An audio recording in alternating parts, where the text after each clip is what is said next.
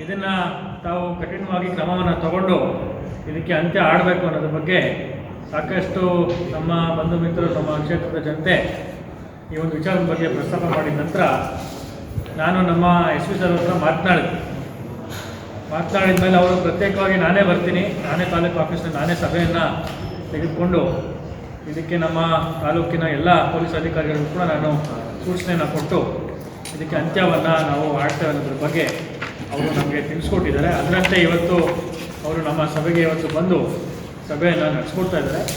ಈ ಒಂದು ಸಭೆಯಲ್ಲಿ ನಾವು ಹಿಂದಿನ ಡೇಟಾ ಕಳೆದ 2-3 ವರ್ಷಗಳಿಂದ ಏನು ಖರ್ಚುಗಳು ನಡೆದಿದೆ, ಜೊತೆಗೆ ಏನು ಕ್ರೈಮ್ ನಡೆದಿದೆ ಅದರ ಡೇಟಾ ಕಂಪ್ಯಾರಿಸನನ್ನು ಮಾಡಿ ಯಾವ ರೀತಿಯಾದಂತಹ ಇನ್ಕ್ರೀಸ್ ಆಗಿದೆ ಅನ್ನೋದ್ರ ಬಗ್ಗೆ ಕೂಡ ನಾವು ಇವತ್ತು ಚರ್ಚೆಯನ್ನು ಮಾಡ್ತೇವೆ. ಇದಕ್ಕೆ ಏನು ಸ್ಟೆಪ್ಸನ್ನು ತೊಗೊಬೇಕಾಗ್ತದೆ, ಇದು ನಮ್ಮಲ್ಲಿಯೇ ಏನಾದರೂ ಫಾಲ್ಟ್ ಇದೆಯಾ ಅಥವಾ ನಮ್ಮಲ್ಲಿ ಏನಾದ್ರು ಬೇರೆ ರೀತಿಯಾದಂಥ ವಾತಾವರಣ ಕ್ರಿಯೇಟ್ ಮಾಡಲಿಕ್ಕೆ ಎಕ್ಸ್ಟರ್ನಲ್ ಆಗಿ ಏನಾದರೂ ಪ್ರಯತ್ನ ಪಡ್ತೀರೋ ಅನ್ನೋದ್ರ ಬಗ್ಗೆ ಇಲ್ಲಿ ಚರ್ಚೆಯನ್ನು ಇವತ್ತು ಮಾಡಲಾಗ್ತದೆ.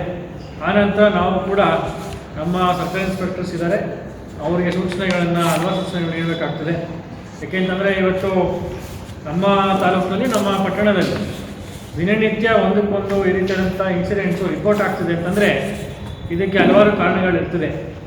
ಅದರಿಂದ ನಾವು ನಮ್ಮ ಸ್ಟೇಷನ್ಗಳನ್ನು ನಾವು ಭದ್ರವನ್ನು ಮಾಡ್ಕೋಬೇಕಾಗ್ತದೆ ಮೊದಲನೇದಾಗಿ. ಏಕೆಂದರೆ ಸಾಕಷ್ಟು ಇನ್ಫಾರ್ಮೇಷನ್ನು ಅಲ್ಲಿಂದನೇ ಲೀಕ್ ಆಗುವಂಥದ್ದು ಹಿಂದೆ ಕೂಡ ನಾವು ನೋಡಿದ್ದೇವೆ. ಇಂಥ ಹಲವಾರು ವಿಚಾರಗಳಿದೆ, ಆಂತರಿಕವಾಗಿ ಚರ್ಚೆಯನ್ನು ಮಾಡುವಂಥ ಹಲವಾರು ವಿಚಾರಗಳಿದೆ.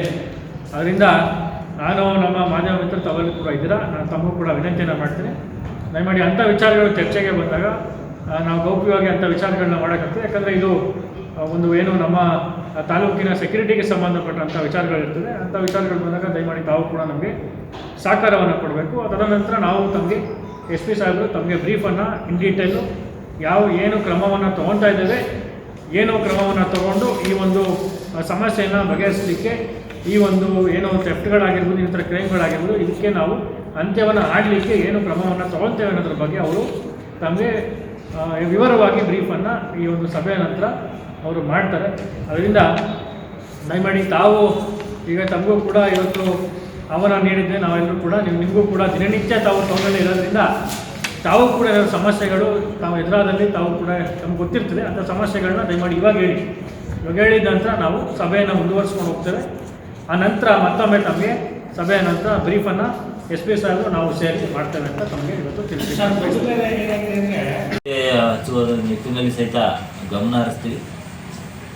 ಮತ್ತು ಇನ್ನೊಂದು ವಿಷಯ ತಾವೆಲ್ಲ ಹೇಳಿದ್ರಿ, ಇಲ್ಲಿ ಪಬ್ಲಿಕ್ಕನ್ನು ಸೇರಿಸ್ಕೊಂಡು ನೈಟ್ ಪೆಟ್ರೋಲಿಂಗು ಅಥವಾ ಮಾಡಿದರೆ ಸ್ವಲ್ಪ ಸುಧಾರಣೆ ಆಗ್ತದೆ ಅಂತೇಳಿ ಈ ವಿಷಯ ಬಗ್ಗೆನೂ ಸಹಿತ ನಾನು ಡಿಸ್ಕಸ್ ಮಾಡ್ತೀನಿ ನಮ್ಮ ಅಧಿಕಾರಿಗಳ ಜೊತೆ.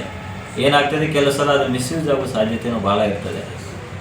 ಕೆಲವು ಸಲ ನಾವು ಯುವಕರನ್ನ ಐಡೆಂಟಿಫೈ ಮಾಡ್ತೀವಿ, ಅವರಿಗೆ ಐ ಡಿ ಕಾರ್ಡ್ ಕೊಡಿ ಅಂತ ಕೇಳ್ತಾರೆ.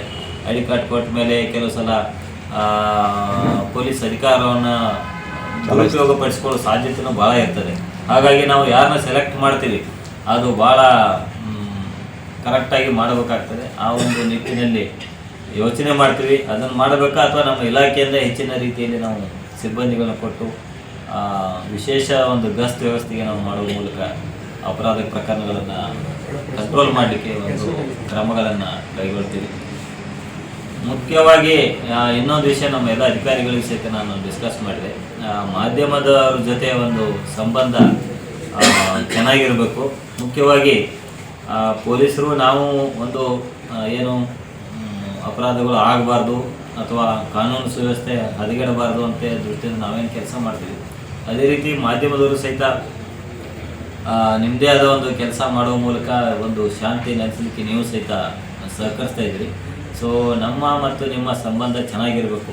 ಆ ಒಂದು ನಿಟ್ಟಿನಲ್ಲಿ ಎಲ್ಲ ಅಧಿಕಾರಿಗಳಿಗೆ ಸಹಿತ ಕೋಆರ್ಡಿನೇಷನ್ ಮಾಡಿಕೊಂಡು ಸ್ಥಳೀಯವಾಗಿ ನಿಮ್ಮದು ಸಹಿತ ಸಹಕಾರ ತೆಗೆದುಕೊಂಡು ಸಾಕಷ್ಟು ವಿಷಯಗಳು ನಿಮಗೆ ಗೊತ್ತಿರ್ತದೆ, ಮಾಧ್ಯಮದವರು ಸಹಿತ ಸಾಕಷ್ಟು ಮಾಹಿತಿಯನ್ನು ಕೊಡ್ತಾ ಇರ್ತಾರೆ. ಅದನ್ನು ಆಧರಿಸಿ ನಾವು ಸಹಿತ ದಾಳಿಗಳನ್ನು ರೇಡ್ಗಳನ್ನು ಮಾಡೋದ್ರಿಂದ ಒಟ್ಟಾರೆಯಾಗಿ ಒಂದು ಏರಿಯಾದಲ್ಲಿ ಅಕ್ರಮ ಚಟುವಟಿಕೆಗಳಿರ್ಬೋದು, ರೌಡಿಸಮ್ ಇರ್ಬೋದು ಅಥವಾ ಕಳ್ಳತನದಂಥ ಪ್ರಕರಣಗಳಿರ್ಬೋದು, ಇದನ್ನು ತಡೆಗಟ್ಟಲಿಕ್ಕೆ ಸಾಧ್ಯ ಆಗ್ತದೆ.